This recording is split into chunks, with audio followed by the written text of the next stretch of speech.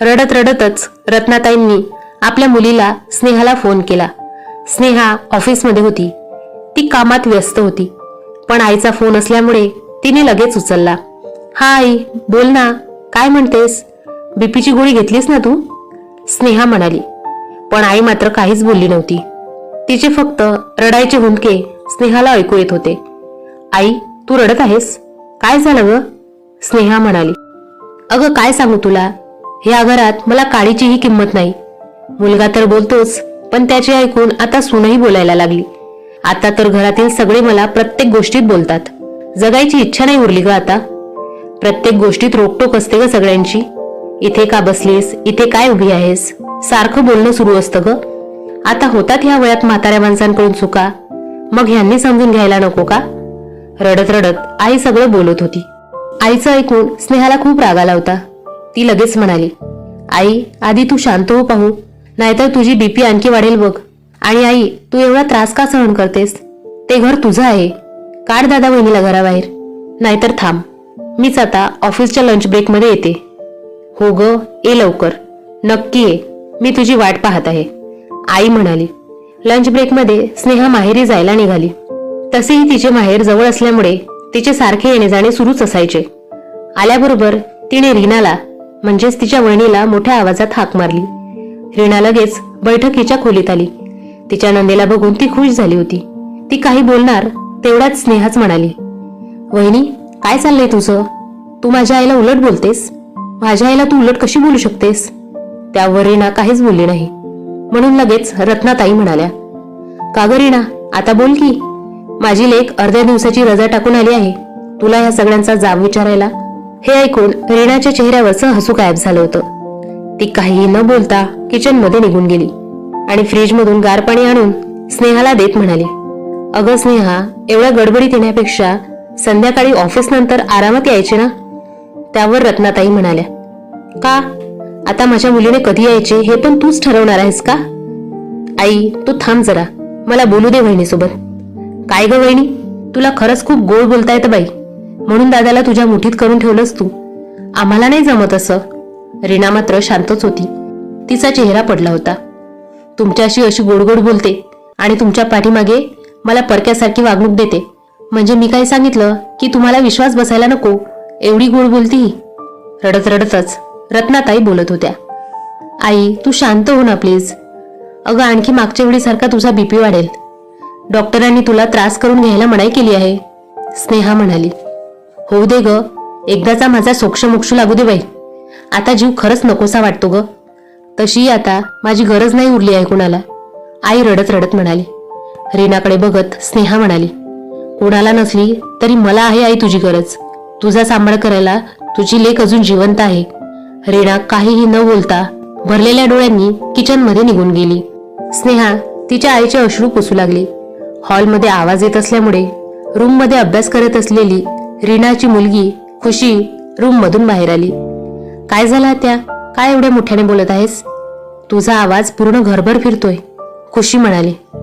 बघ बाई, आता या घरात आपल्याला बोलायला पण मनाई आहे. मला तर आहेच, पण आता तुला पण. रत्नाताई पुन्हा डोळ्याला पदर लावून रडू लागल्या. आत्या हे काय चाललंय? आणि तुम्ही दोघी माझ्या आईवर का ओरडत होतात मगाशी? खुशीने विचारलं. बघ बघ स्नेहा, आई बरोबर आता ही पण जाब विचारायला लागली बाई. बघ कशी चुरूचुरू बोलते, रत्नाताई म्हणाल्या. खुशी असं बोलतात का मोठ्यांशी? स्नेहा म्हणाली. आत्या मी नाहीच ग बोलत असं कधीच. आई मला कधीच असं बोलू देत नाही, पण आज मला बोलायचं आहे. अगं सकाळी 5 वाजता उठल्यापासून ते रात्री 12 वाजता झोपेपर्यंत तिच्या हाताला आराम नसतो. एखादी कामवाली ठेवूयात म्हटलं तर आई ठेवू देत नाही. म्हणते की कामवाली सगळं काम करेल, तर मग मी काय करू? मी नुसता आराम करू का? नको नको, कामवाली नको. पण खरं तर बाबांचे पैसे वाचावे म्हणून ती कामवाली ठेवू देत नाही. आणि तसंही आजीला आवडत नाही कामवाली ठेवलेली. मागच्या वेळी तुझ्याकडे कामवाली नव्हती, तर किती जणींना विचारून तिने तुझ्यासाठी कामवाली शोधून दिली. आणि इथे एकदा बाबांनी आईचं न ऐकता कामवाली ठेवायचा प्रयत्न केला, तर आजीने तिला त्रास देऊन जायला भाग पाडलं. अगं बाबांनी एक कामवाली शोधली होती कपडे धुवायला, पण आजी तिला रोज आपली चादर धुवायला टाकायची. कधीच्या कपाटातल्या साड्या काढून तिला धुवायला सांगायची. त्यामुळे आजीला कंटाळून ती बिचारी मावशी पडून गेली. तू म्हणतेस ना आजीला की तुझा बीपी वाढेल, रडू नकोस. खरं तर मागच्या वेळी आजीला गोळ्या न घेतल्यामुळे त्रास झाला होता. आता तू म्हणशील की आईने लक्ष नको द्यायला, तर आईने आजीला गोळ्या हातात काढून दिल्या होत्या. पण मुळात आजीलाच त्या घ्यायच्या नसतात. त्यामुळे ती घेतल्या म्हणून खोटं बोलते. आईला गोळ्या घेताना ती ते थांबूही देत नाही. त्या दिवशी त्या गोळ्या खिडकीबाहेर पडलेल्या दिसल्या होत्या. आणि एवढंच नाही ग आत्या, आईने घर स्वच्छ केलं की नेमकी आजी कुठेही नाक शिंकरते, थुंकते आणि ते सगळं आई पुन्हा स्वच्छ करते, तेही काहीही न बोलता. हल्ली तर अंथरुणातही. तू समजून घे मला काय बोलायचे आहे ते. पण ह्याबद्दल एका शब्दाने आई बोलली का तुला? नाही ना. का तर तुला त्रास होईल, तू तुझ्या घरी सुखी राहावी म्हणून. हल्ली ऐकूही कमी येऊ लागले आहे आजीला. डॉक्टर म्हणाले आता या वयात ऑपरेशन नको. ही मोठमोठ्याने बोलते, मोठ्या आवाजात टीव्ही लावते.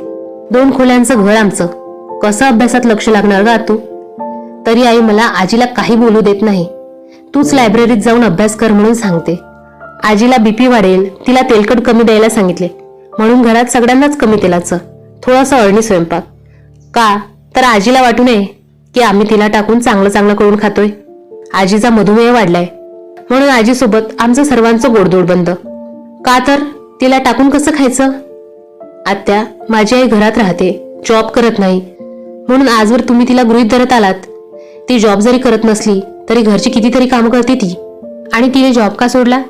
तर घर सांभाळता यावं म्हणून, घरी वेळ देता यावं म्हणून. उन्हाळ्याची सुट्टी पडली की तुझी मुलं केतन आणि परी आमच्याकडेच. का तर रीना वहिनी तर घरातच असते. घरात कसलं डोंबल्याचं काम असतं एवढं? नुसत्या झोपाच तर काढते. बाहेरचा आवाज ऐकून रीना किचन मधून बाहेर आली. खुशी, मोठा आवाज करून का बोलते आहेस आत्याबरोबर? असे बोलायचे नाही बाळा, रीना म्हणाली.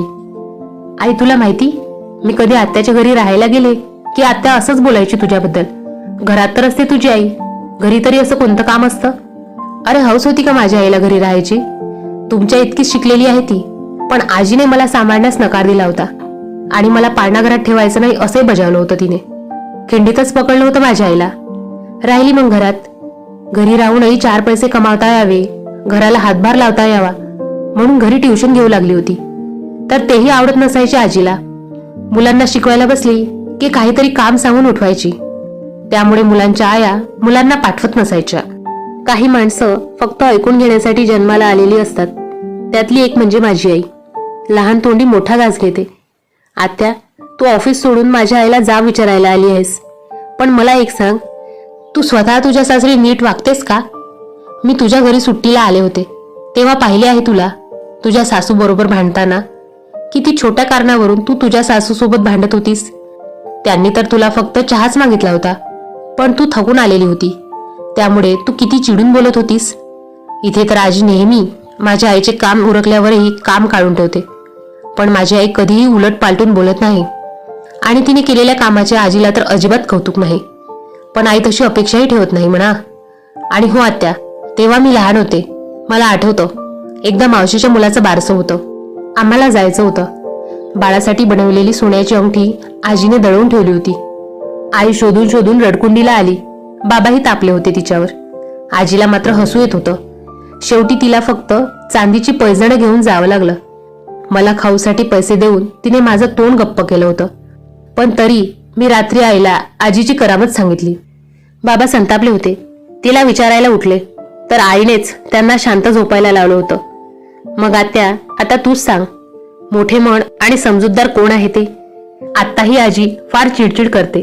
वाढलेले ताट भिरकावून देते. आत्या, तुला वाटते ना माझी आई खूप वाईट आहे, तर मग तू घेऊन जा तुझ्या आईला. उगाच इथे छळवादात ठेवू नकोस.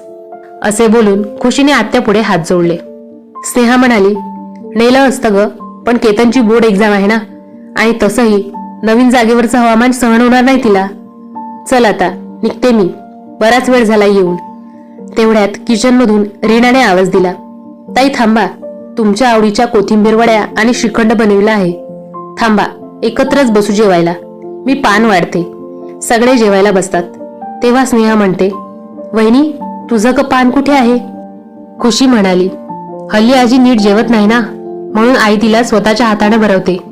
त्यामुळे 4 घास जास्त जातात आजीला. हे ऐकून स्नेहाच्या डोळ्यात पाणी आलं. रीना म्हणाली, ताई अहो, भरल्या पानावर डोळ्यात पाणी आणू नये. हे बघा ताई, सासूबाईंना मी या घरात आल्यापासून माझी आई मानते, त्यामुळे मला त्या काहीही बोलल्या तरी राग येत नाही.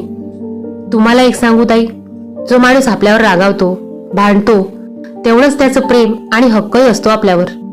आपल्या वहिनीचे आईवर असणारे प्रेम पाहून त्या माहेरवाशिनीचे मन समाधानाने भरून पावले. स्नेहा जायला निघाली तेव्हा रीनाने मुलांसाठी डब्बा दिला आणि हक्काने येत जा असेही म्हणाले. जाताना दोघी नणंद भावजय एकमेकांच्या गळ्यात पडल्या. पण स्नेहाला अजब वाटत होतं. कधीच उलट न बोलणारी आपली भाची आपल्याला आज एवढं का बरं सुनावत होती. खुशी तिला खाली सोडायला गेली. तिचा हात धरून म्हणाली, सॉरी आतू, आज मी तुला जरा जास्तच बोलले. आत्या, अगं महिना झाला आईला सारखी चक्कर येते. माझी परीक्षा चालू होती म्हणून ती कोणाला काहीच बोलली नाही. बाबांनी तिला डॉक्टरकडे नेलं. त्यांनी स्त्रीरोग तज्ज्ञांची चिठ्ठी दिली.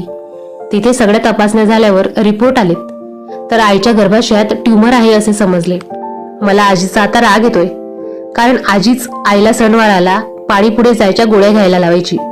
आजी म्हणायची, तुझी तारीख जवळ आली आहे, गौरी गणपतीला माझ्या लेकी यायच्यात, तू बाहेर बसलीस तर मग त्यांचं कोण करणार, देवाचं कोण करणार, मग आता माझ्या आईचं कोण करणार ग आतू. स्नेहा आपल्या भाचीकडे पाहत राहिली. एक लेक तिच्या आईबद्दल जाब विचारायला आली. जाताना एक लेक तिला जाब विचारत होती. तुम्हाला ही कथा कशी वाटली हे कमेंटमध्ये नक्की कळवा. तुम्हाला हा व्हिडिओ आवडला असेल तर नक्की लाईक करा आणि अशाच छान छान कथा पाहण्यासाठी चॅनलला नक्की सबस्क्राईब करा. धन्यवाद.